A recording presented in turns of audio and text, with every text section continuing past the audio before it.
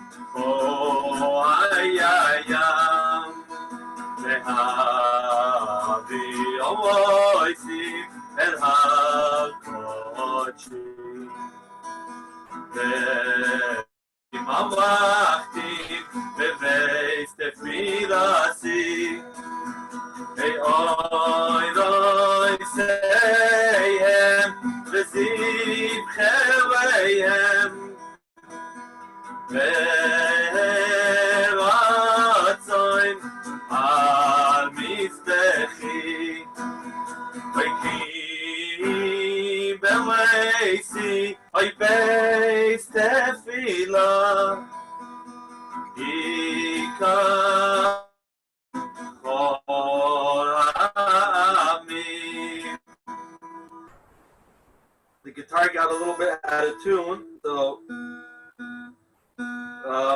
you know, there's a lot of stuff going on in the world right now. America's going through a tough time, especially. Many of us have family, relatives in America, so we'll sing this little song. A second. Yeah. We'll sing this little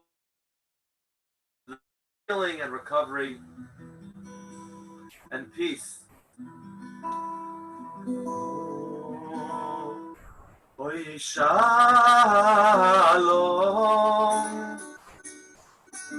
oy shalom,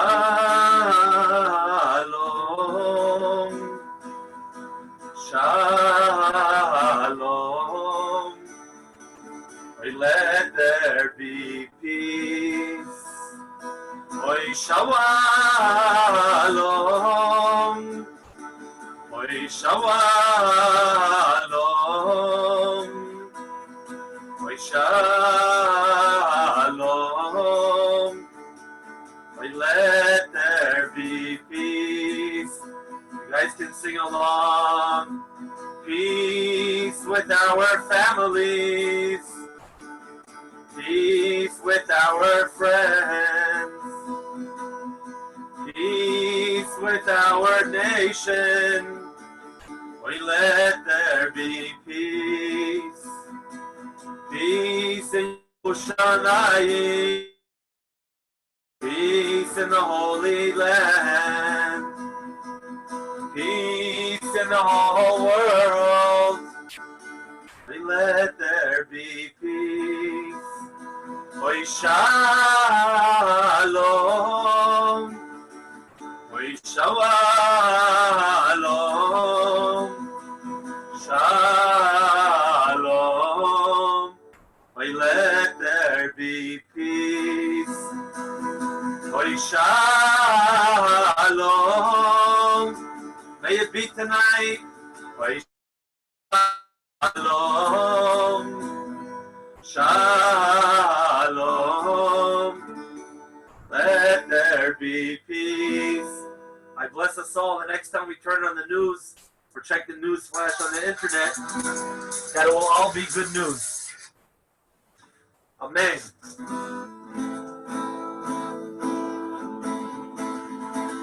Ay,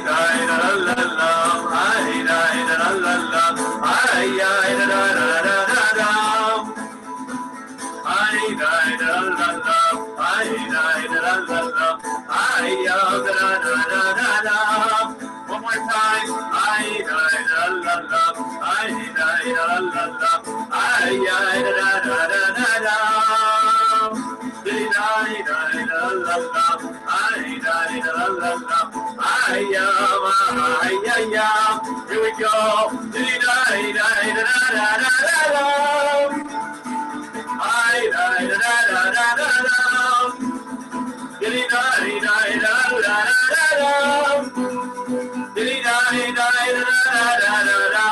There you go, Stephen Ma.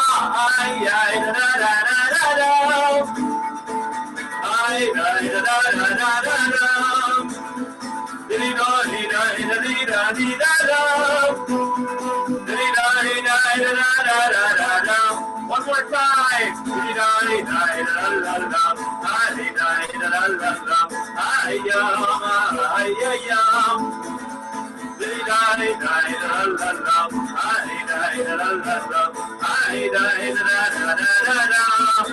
we go.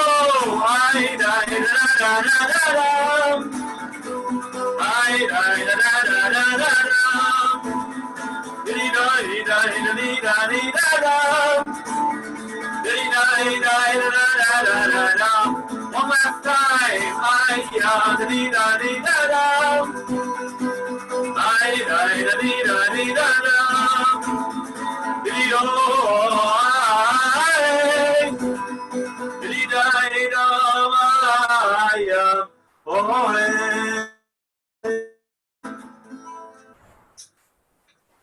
Great. Okay, guys. Hi, Shaul, as well. Hey, Yosef. And David. Is that David sitting next to you, Yosef? I hope so. Okay, guys. I attached the source sheet. I'll attach it again for anybody that just joined. And I'll share it as well in the screen. I'm sorry, when I attached the source sheet, I forgot to take off the pictures. So if you printed it, I'm sorry for wasting you a bunch of ink. Okay? I didn't mean to. I was going to take off those pictures, but they're there, and hopefully they're there for a good reason, for a good purpose. Okay, so we're jumping in, Parashat Korach, the bald Parsha. If you read it incorrectly, it will sound like Parashat Korach, the bald Parsha. Many of us can identify with that. But it's called Parshat Korach after that individual who had a number of... And there's a big debate regarding how much of a tzaddik, how righteous was he, how good were his intentions, how holy, how egoistic were they, how was he driven? Did he do what he did for his own sake or for God's sake? So there's much discussion about that. But of course, before we get into learning, we're learning for the refuah shlema, the healing, the recovery of anybody that's sick physically, mentally, emotionally, spiritually. We're all sick spiritually. We could all use a little bit more good spirituality in our souls, in our minds. Avasher? Yeah. Can I suggest you zoom in on the Daf Makora? It's very hard to see. It's hard to see? Yeah, you need to zoom in a bit. Yeah. Is that better? Yeah, great, wonderful. Okay, great, thank you. And of course, we're learning as well for the people that are sick with corona and anything else. They should have a speedy recovery. They should breathe as smooth as possible. And we're learning, like I mentioned in the past few meetings, also for the recovery and healing of the United States of America.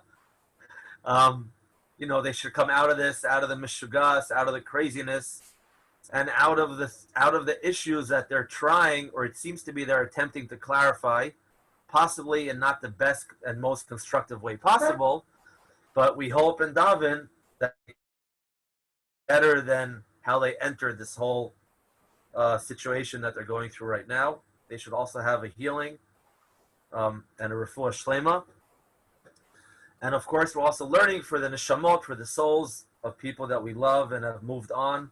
Among them, Malkiel Natan ben Ezra, and anybody else. Okay, so guys, jumping into Parshas Korach. Korach, if you remember from last year or from previous years, Korach, and we'll see that in just a moment on the source sheet, was a very wealthy individual. But before I get to Korach, I just wanted to show you guys these two pictures in the bottom of the page. And if you printed them, I'm sorry again. Okay, the person on the right, the tzaddik, the righteous person on the right, is, as you can see, Rabbi Yisrael Taub of Mozhitz. Rabbi Yisrael Taub of Mozhitz, Poland, was the first Rebbe of the Hasidic dynasty called Mozhitz. Okay, Mozhitz. Unlike, I just found this out tonight, that I used to think that Mozhitz is the name of the town where he came from, like Lubavitch, or like Satmar, and so on, or Breslov. But Mozhitz actually is two words in Hebrew, in Yiddish, excuse me. Mod means here, and zitz. Zitz in Hebrew and Yiddish means to sit. Okay? So Mozhitz, when he got to this town that he got to, I can't remember its name right now, he told his chevra, this is a great place. Come, we should all sit here. And his group ended up being called, we should sit here, Mozhitz. Okay? He's the first Rebbe of Mozhitz, very, very unique, very special dynasty, which began fairly late. And I'm not going to share a lot of information about him, but what was unique about him, about this very special person standing right here, was that he was a music, not only did he play music, he played the violin, but he was a composer. He wrote beautiful tunes. We're talking like tunes that are in the level of like Beethoven and Bach. Okay, you can look at YouTube, listen to his melodies.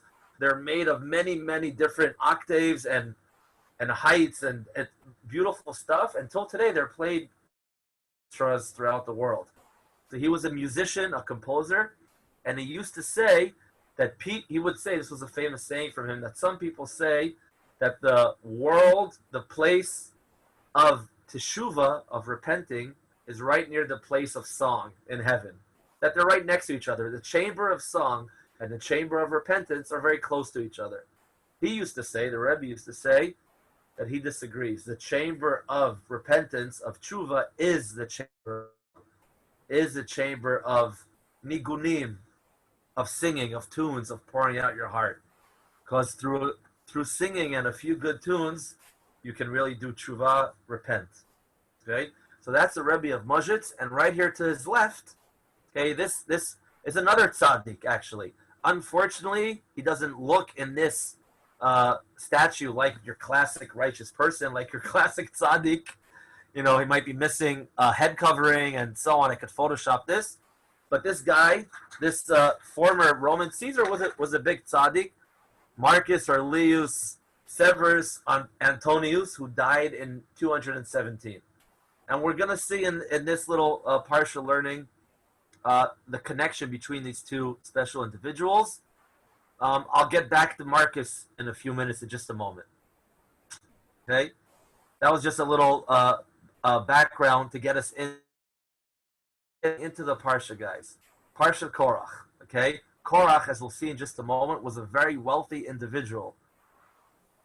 And the reason, at least subconsciously, I think, that I thought about talking about Korach and his wealth was because yesterday I had the privilege to visit the grave, the kever of Binyamin Edmund Rothschild, who's buried right near Zichron Yaakov, okay, the very wealthy Jewish millionaire who passed away in the 1930s, I think 32.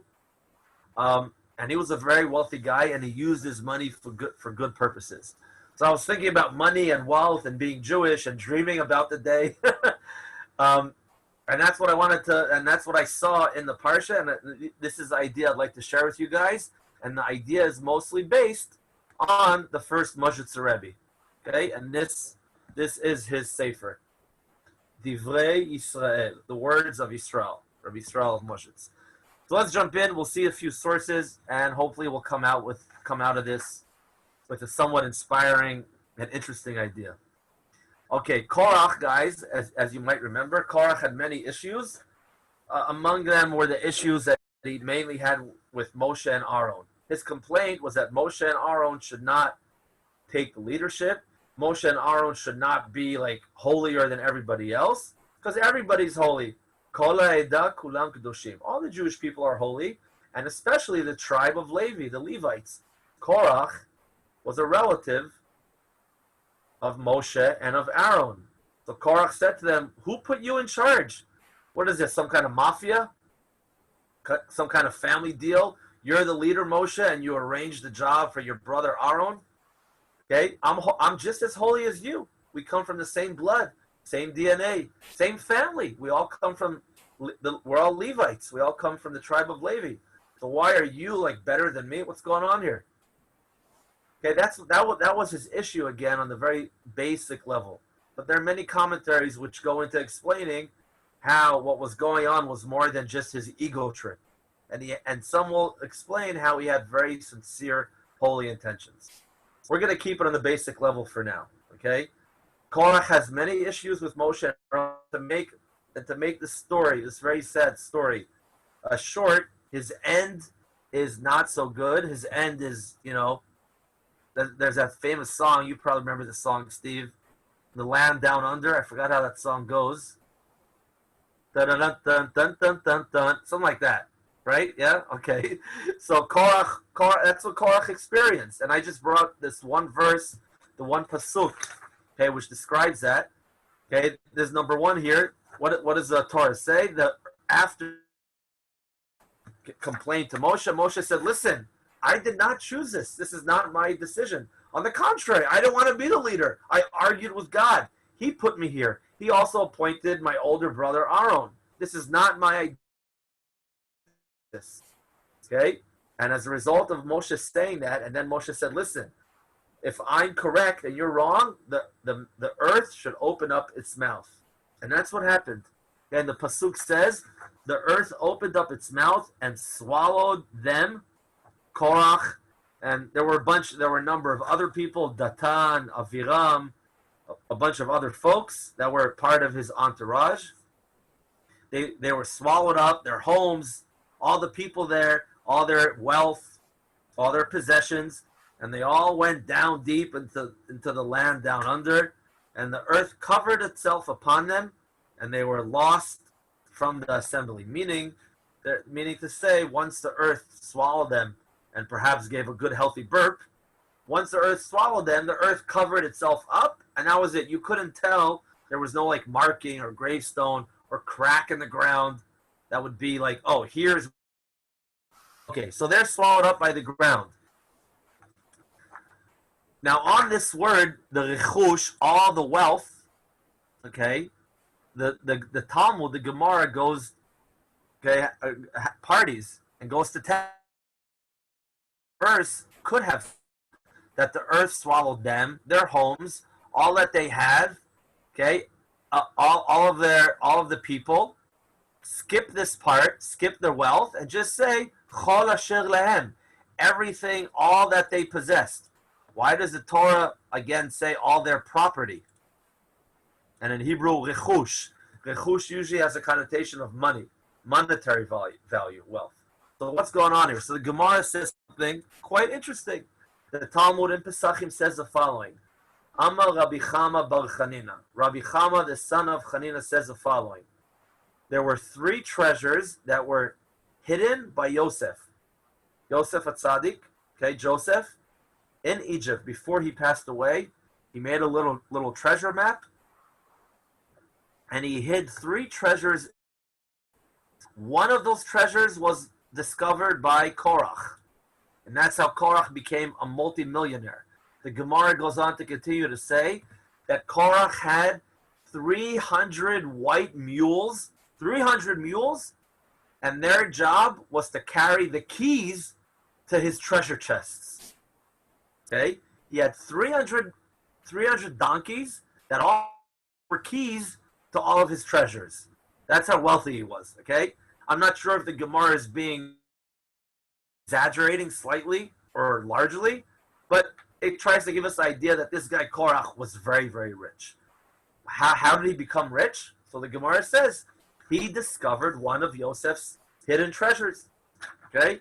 And then, and this is what I put here in parentheses, the Rashbam, one of the classic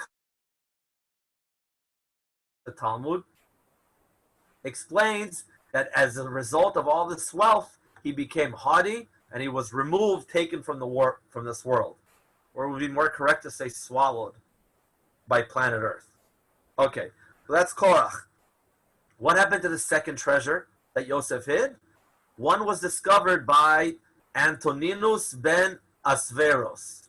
By Antoninus ben Asvirus. Who was this guy, Antoninus ben Asvirus? There he is, right here. this Roman Caesar, this Roman emperor, okay, I put his full name here. Okay, but look, Antoninus.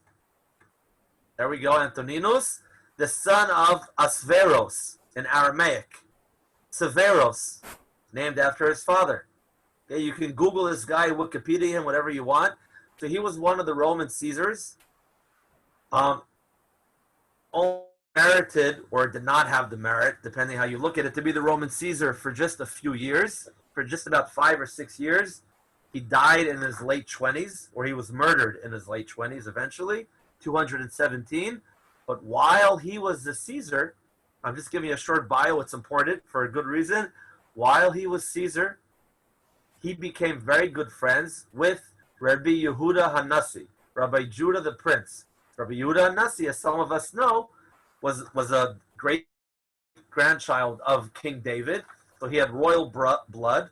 He became friends with this Roman royalty, with the Roman Caesar. And not only that, but the Roman Caesar, the Talmud explains, had a secret passageway that he would use to go from his residence in Israel, from one of his homes or palaces in Israel, to Rabbi Yehuda the Prince's home, and he would study Torah from him. He'd study Torah from him. He had that wouldn't be to his benefit if the Roman people would find out that their Caesar is a student of a Jewish rabbi. In any case, he became a disciple and a student of Rabbi Yehuda the Prince, and they studied Torah for a number of years. According to some opinions in the Talmud, Antoninus eventually converted to Judaism. Not according to all opinions. Regardless of that, okay, he and Rabbi Yehuda had a very good and close relationship. I'm just going to add to that now, guys. So, and during that time period, and I verified that on the internet, during that time period, Egypt was under Roman control. So when the Talmud says that one was revealed or discovered, in Hebrew it's discovered, one of the treasures that Yosef hid in Egypt was discovered by Antoninus, the Caesar, okay, that fits in all ways. Egypt was a province under Roman rule in that period of history. Okay? I'm just going to add one more beautiful detail to this. The rabbi saying this whole idea, who is he? He's Rabbi Chama, the son of Chanina. Rabbi Chama was one of the top 3 students of Rabbi Yehuda, the Prince of Rebbe. And I hope I'm not confusing you guys, when Antoninus, right here, came to visit Rabbi Judah the Prince, one of the times that he visited him, he saw and he met Rabbi relationship with as well. I'm pointing this out, guys, because it's beautiful. If you study the Talmud and you don't know who's against who, and when certain rabbis were alive, and who was this guy, and who was this guy, okay, and who was this guy, so it's all just names floating around in the air. Rabbi Chama Bar Chanina, blah, blah, blah. This isn't this rabbi, Rabbi Chama, who is mentioning this person, the Caesar, who discovered one of Yosef's treasures. This was a rabbi who knew Antoninus. He's one of the top students of Rebbe, and he met Antoninus. He met this Caesar. So this is a very personal thing, and to me it adds a whole new depth to this teaching. Okay? So Rabbi Chama says, the second treasure was revealed by a person who I know, the Roman Caesar, Antoninus, the son of Asveros, or Severos in the Greek pronunciation. The third treasure, Rabbi Chama says, is hidden for the righteous in the future. La'atid lavo, tzadikim la'atid lavo. It's hidden for the righteous people in the future to come. Great. So out of these 3 treasures that Yosef hid in Egypt, one was discovered by Korach. Did that take him in a good direction? No. We see the commentary says, as a result of all this wealth, he became haughty, and eventually he got on this whole ego trip and was swallowed up by earth. The second treasure, interestingly enough, was discovered by this Roman Caesar, and that seems to be fine. This Roman Caesar, from what we know about him from the Jewish sources, he ended up being a righteous person. The third treasure is still hidden in Egypt for the righteous people for after the coming of Mashiach, of Messiah. So the Mashritz Rebbe asks, what's going on here? How can it be that from the same three treasures, Yosef he had three treasures, two different individuals discovered them. One individual had a horrific, detrimental, negative effect. Korach was affected in a really bad way from this treasure. The second treasure was discovered by a Roman Caesar, and it affected him in a positive way. He actually tried to get close to God, and he went to study from Rabbi Yehuda the Prince. And the third treasure is still hidden for the days of Mashiach. Okay? How can that be? Second of all, the Mashritz Rebbe asks, it's the same money. It's the same wealth, it's the same treasure from the same horse. Meaning, what could I say? I could say, perhaps the treasure that Korach took had a bad flavor to it, came from a bad source. And the treasure that the Caesar Antoninus took came from a good source. But they all came from Yosef. Hatzadik, Yosef the righteous. So how could wealth, which used to belong to history called a tzaddik, a righteous person, Yosef, how could treasures that used to belong to him have such different effects on individuals throughout history? You guys get the question? Okay, very technical question. Okay, so the Rebbe answers the following, and for this we got to jump backwards to the source of this treasure. What is the source of this treasure? Okay, the source of this treasure is when there's a famine all over Mesopotamia.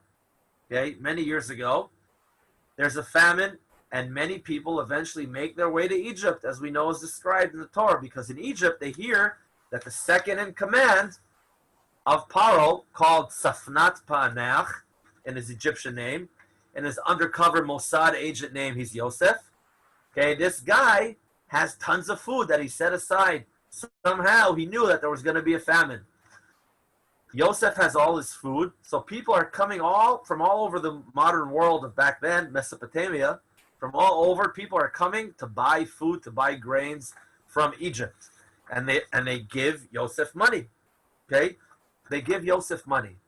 Now, money, guys, there's a lot to say about money, and I'm going to keep it very brief. Money, like most things in life, can be used for very good purposes, or God forbid, for very unholy purposes. Okay, for very not good purposes. Also, amongst righteous people, tzaddikim and tzaddikot, you find many different approaches to one extreme or the other, and of course, everything in between. For an example, okay, the Kotzker Rebbe, who I've mentioned him in the past, he was notorious for being disgusted with money. Not only with money itself, with like the coins, the paper, he couldn't stand even hearing money. So in this book that I read once about the Kotzker Rebbe, one of his students, whose name was Reb Feivel, like half the Jews back then were named Feivel. Okay, his name was Reb Feivel, and he says that one time when he visited the Kotzker Rebbe, he brought him news. Someone came in and said to the Kotzker Rebbe, "Listen, Rebbe, there's this very wealthy lady who's about to come visit, and she has some money to give you." So the Kotzker said, "Money?" That was his reaction. This guy Feivel, who shares his story, said that the Kotzker Rebbe's reaction, he felt so revolted and disgusted by money when he reacted like that, and was so much really disgusted by a mention of money. It had such a profound effect on Feivel, and then for a few weeks after following this story, whenever I would see money, I would throw up. I'd vomit as a result of like hearing the disgust from the Kotzker Rebbe. It was like too much for me. So that's an extreme, okay? An extreme of someone who could not tolerate money, because money could bring you down and bring you to not good places. But on the other hand, of course, money is a good messenger. It expresses our aspirations, our dreams, our desires. It's a shaliach. It's like an angel. It's a messenger for us.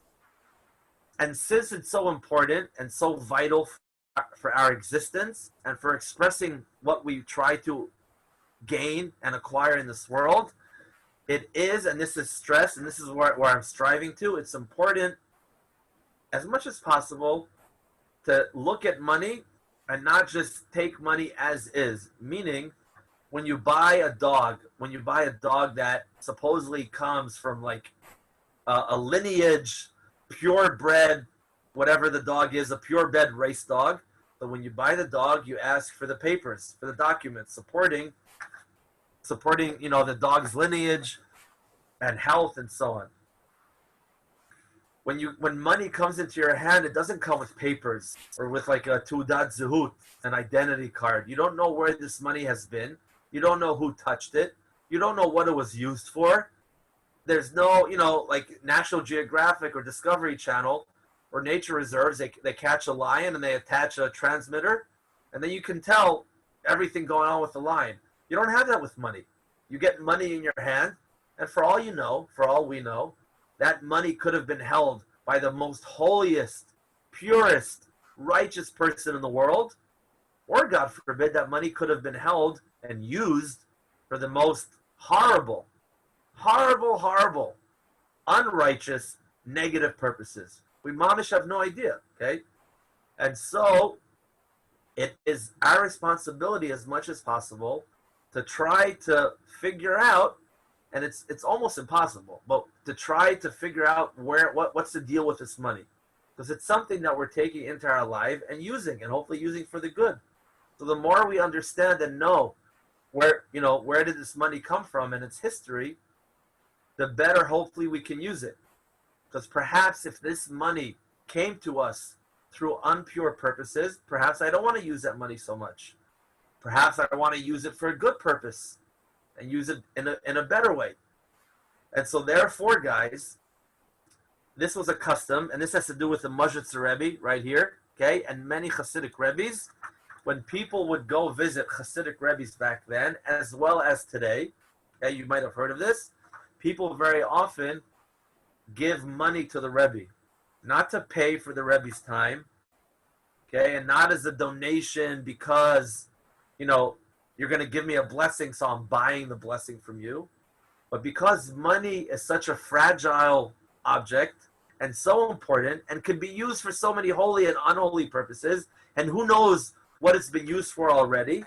So it's a good idea to take money, which I don't know what's going on with the money, and I'm not so sure myself how to use this money in the best way possible.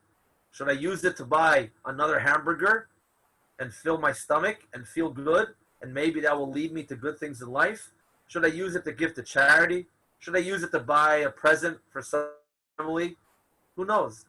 So people would bring money to a righteous person because a righteous person, chances are, whoever they are slightly more connected to God, to Hashem, and perhaps they'll know what to do with the money for a good purpose, okay, and how to use it wisely. So then they can take the money, they can give it to charity, they can give it to tzedakah, they can use it also for their own support, okay, meaning if you take money and you give it to a righteous person, a righteous family, and they somewhat live off of that, then the goodness that they do in the world is directly as a result of your support. So you are part of doing that goodness in the world.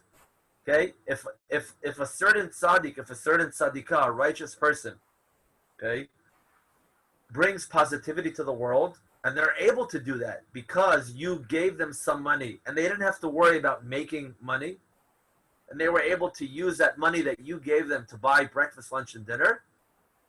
So their positive actions in the world of you supporting them, and therefore you are basically changing the world through them. So therefore there was a custom back then and also today to bring some money to a tzaddik.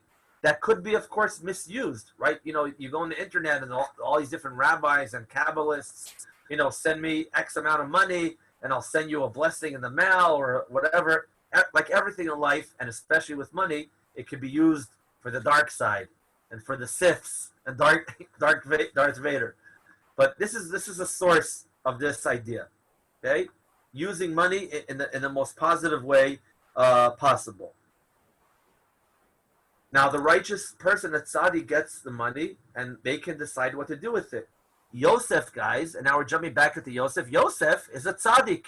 Okay, Yosef is a person called the righteous person, and he knew this whole concept. So the Moshe Rebbe says, when Yosef collected all this money, try to picture Yosef. He's sitting there in his palace in Egypt, and he is getting money from all over the world of back then. All over the world. Okay? All different places, as far, northeast as Iran, okay, westwards, like towards Turkey, Egypt, okay, Israel, Jordan of today, other places in Egypt. He's getting lots of money. This money obviously and this money was obviously gained by the people that are giving it to him in many different ways. Some people made their money rightfully, ethically, okay, in a good way, and some of the money that he's getting was money that was made in a not good way, in an unethical way. Yosef, having prophecy, he's not called Yosef a tzaddik for nothing. We know he had these amazing dreams. Yosef, what he did was, when he received all this money from all over the world back then, he divided the money into three groups. This is what the Rebbe is saying. This is what historically happened, and we'll see the ramifications of this in just a moment. He divided all this money that he collected from all over the world into three groups, A, B, and C. We'll call it A, B, and C. Group A was the money that came and was gained and acquired in a holy, righteous, ethical manner. Money that people gave him for the wheat that they were buying, and that money that they in a rightful, positive way. It was not money that they stole from somebody. Okay? It wasn't money that they lied to somebody in some business deal and they acquired it like that. It wasn't money used in an immodest environment. Yosef took that money, grade A, we'll call that, okay, and he put that in one group. Then he took the second group of money, and this was money which was acquired in an ethical, standard business, buying, selling, real estate, whatever it was, in a good way. Not bad and not good. Just in like in what we can call like a parva situation. He put that in the second group, okay? And in the third group, he put money, as you can all guess, of course, money which came from a very unholy source, which was acquired in very unethical ways. Money that had perhaps blood attached to it, lying attached to it, immodesty attached to it, whatever you want to add, and not so good things that are in our world. So he divided those into three groups. The Rebbe says, the Moshe Rebbe says, okay, that these are the three treasures that we mentioned just a few moments ago. The three treasures this is the three treasures. It wasn't three random treasure boxes that Yosef hid in the bottom of the pyramids somewhere in Egypt, in Alexandria, in Cairo. These three treasures are three different in their spiritual quality. But guys, the spiritual quality is not some lofty Kabbalistic. It's in the physical quality of where did this money come from? From a good source, from a neutral source, or from a negative source? He divided this money into these three groups, and these are the treasures that he hid in Mitzrayim, in Egypt. Okay? So now the Rebbe says, what happened? Okay? So I'm just going to mention when a righteous person receives money nowadays, if you go to a righteous person, whether they're a man or a woman, a tzaddik or a tzaddikah, okay, and you decide to give them money because you want to help the cause, they can use it for charity, like I said, or other purposes. So that righteous person might, as much as they can, inspect and see what's going on, where did this money come from. Okay, there used to be this one rabbi. His name was Rabbi Shlomo of Radomsk. I read this funny story about him a number of years ago. One day, somebody came to visit him, and that person, this wealthy individual, gave him money, gave him some money, gave him some coins. So the Rebbe looked at the coins that the guy put on the table, and he threw them off the table. And he says, I don't want your money. And the guy says, why? I want to give it to you. The Rebbe says, I don't want your money. Take it back.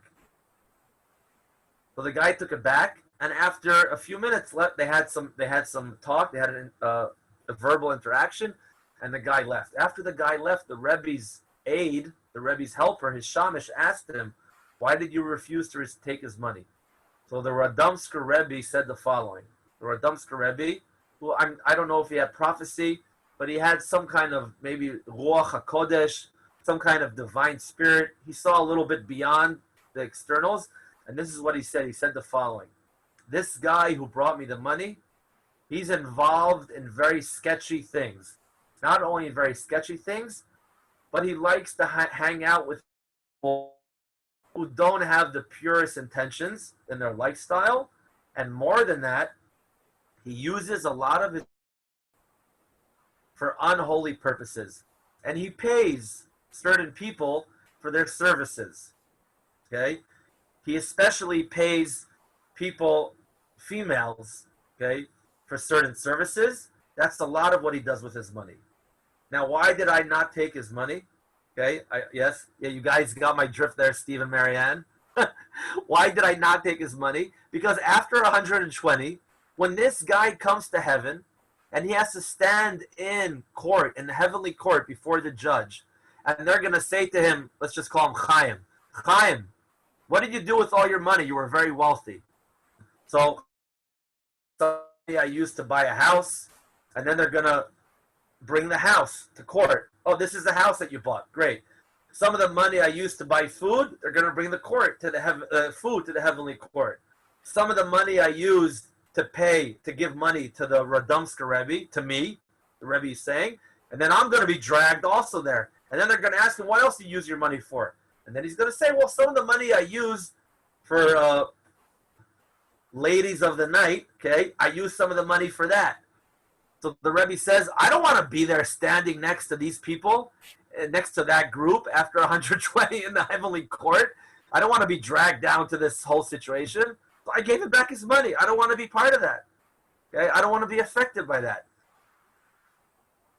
And therefore, guys, a righteous person who tries to see beyond just the print on the money, okay, will try to use or reject the money which doesn't come from such a holy purpose. Okay? This isn't some lofty, again, Kabbalistic concept. The Rebbe says that Yosef divided these three types of treasures. Korach, and you guys can guess which treasure he found. He found the worst possible treasure. Nebuch, poor guy. He found the worst treasure. He found the treasure that Yosef hid, which came from the most unpure sources. Okay? But it's not because Korach was a bad guy. Hashem believed in him.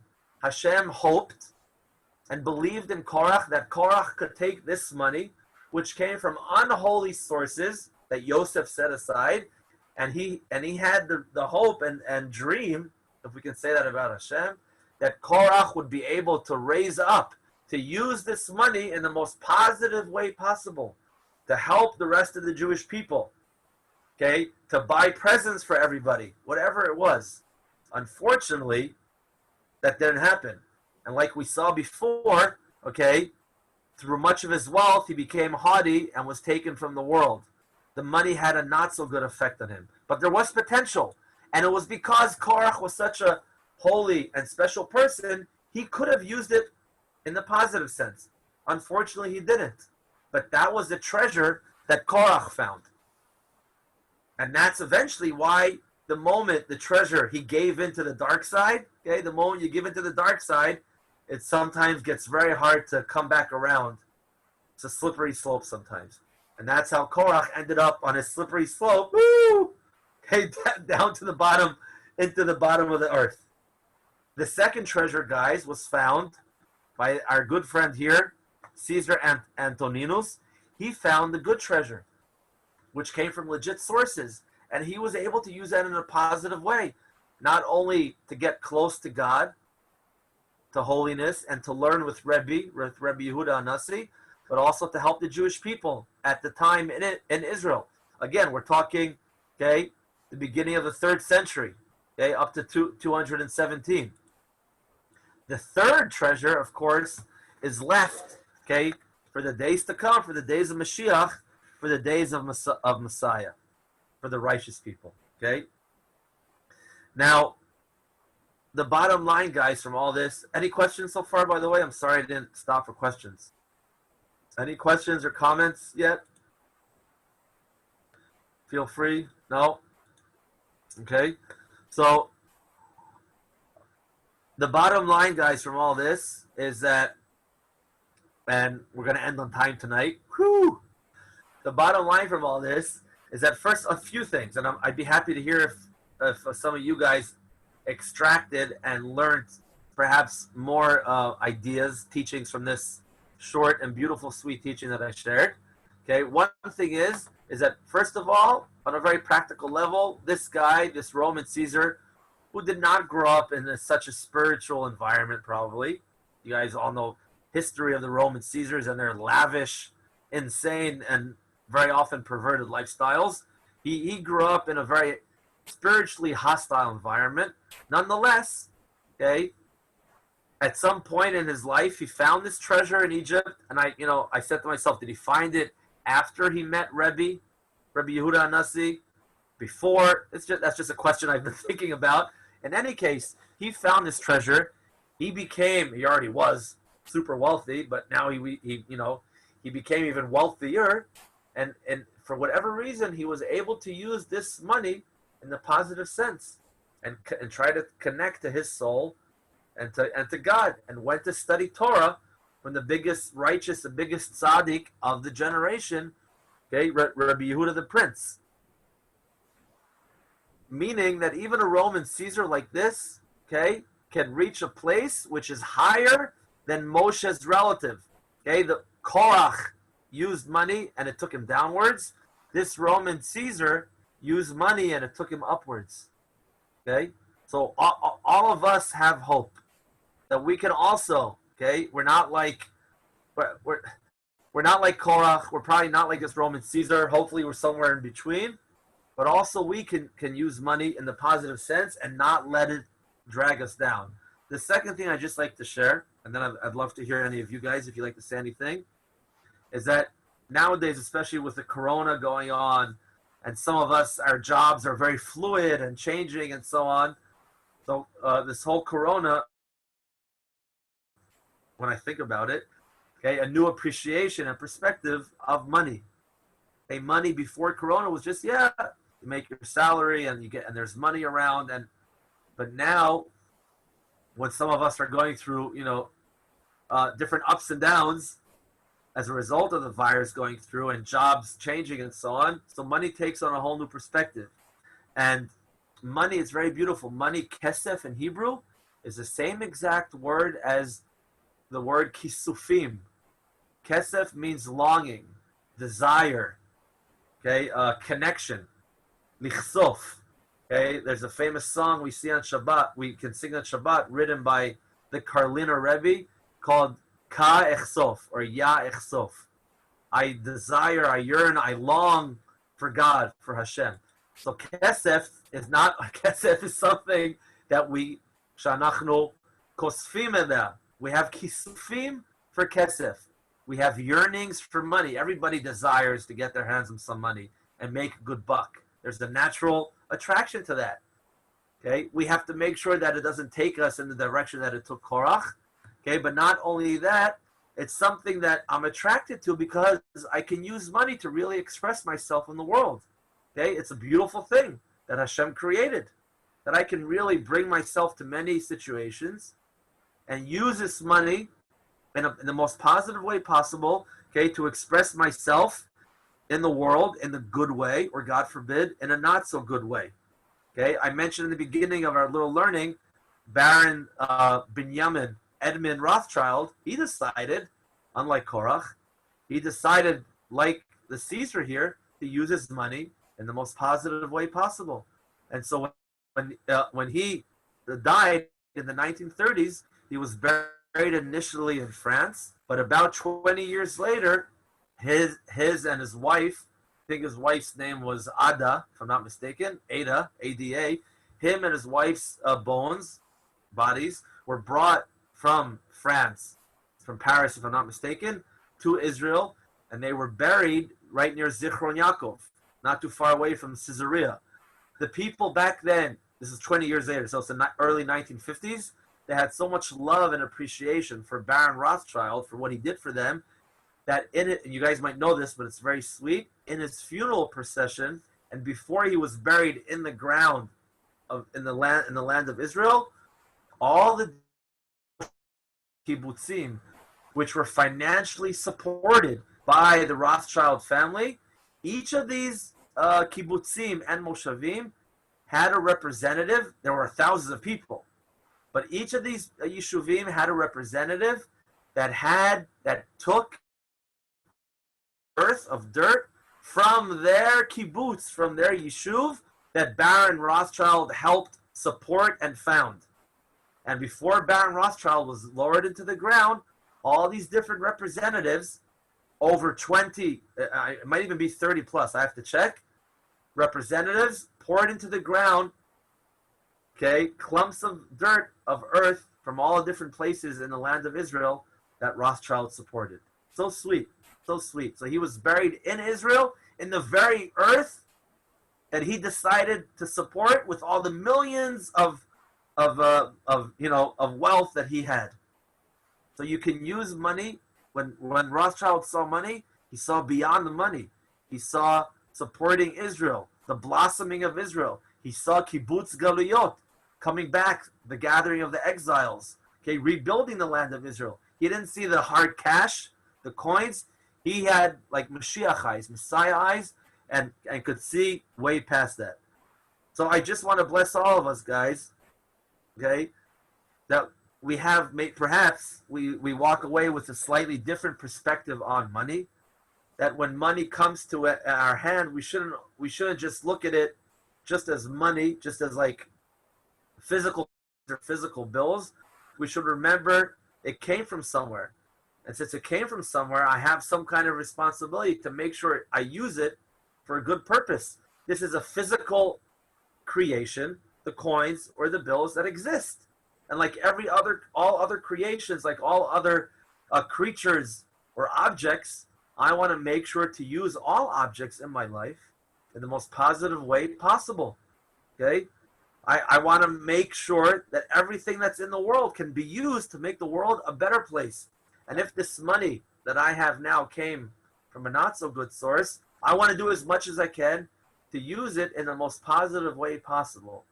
So for me, at least, on a very practical level, okay, I can take that, and when I use money, okay, I not only look at money as a means, as a way to buy a hamburger, okay, or to fill gas in my car.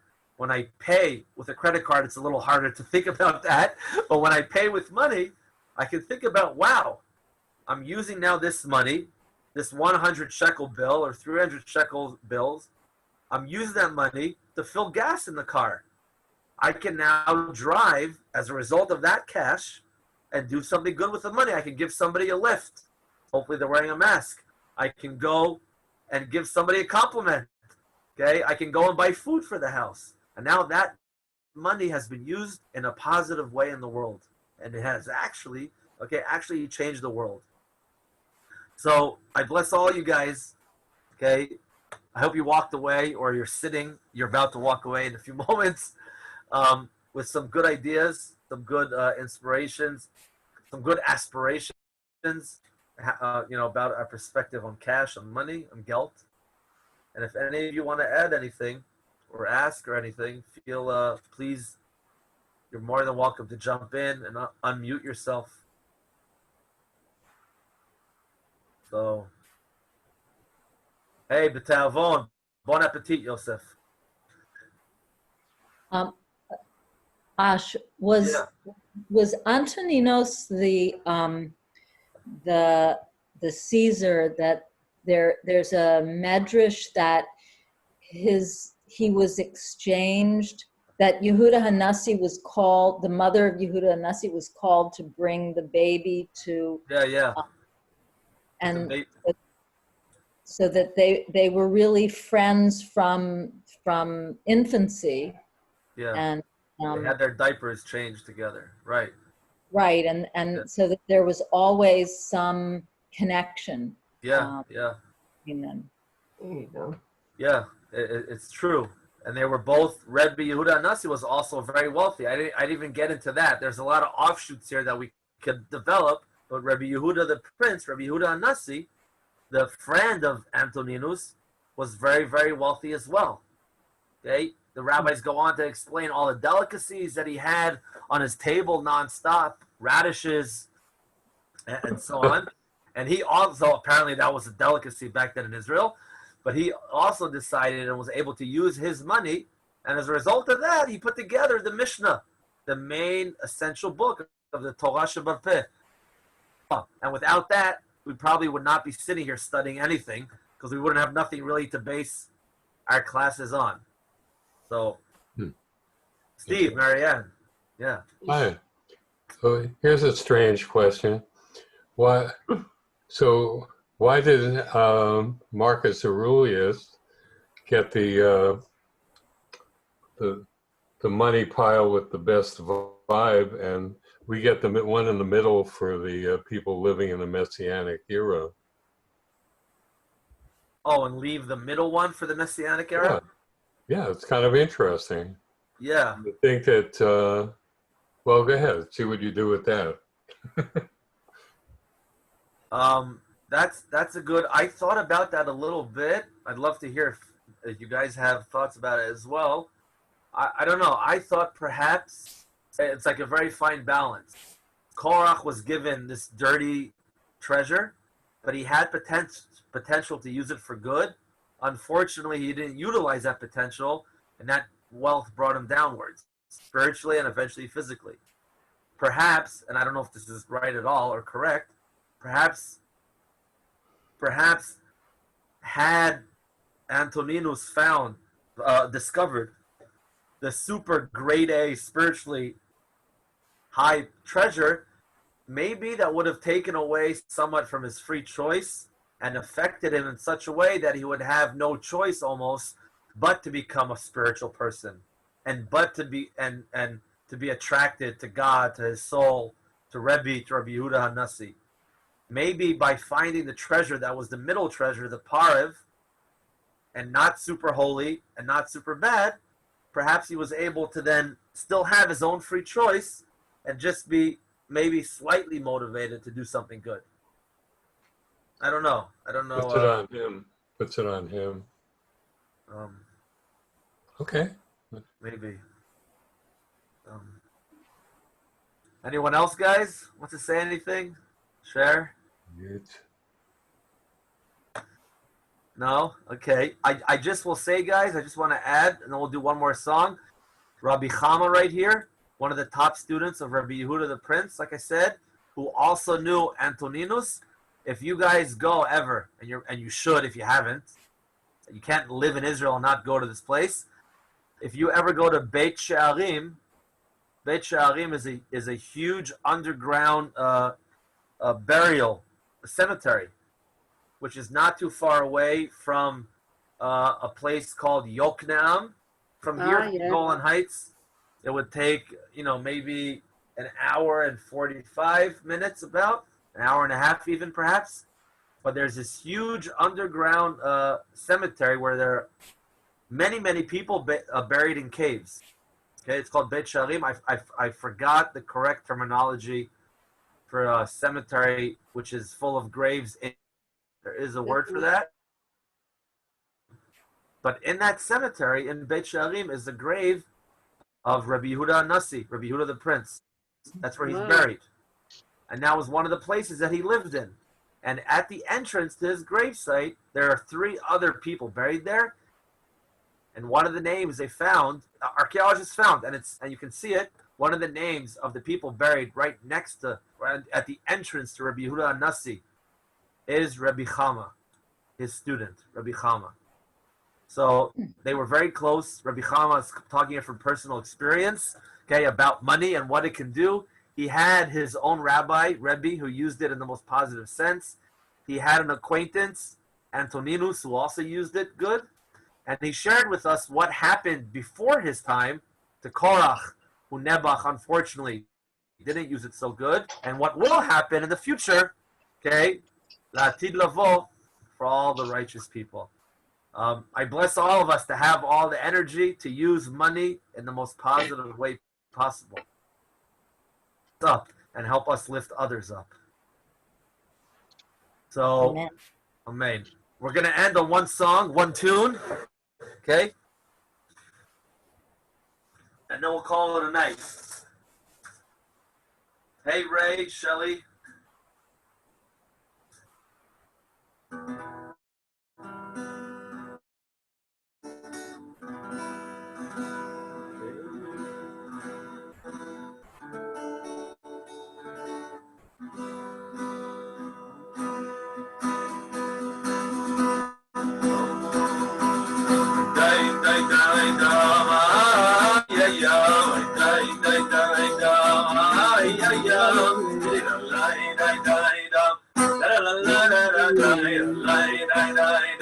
Ay, ay, ay,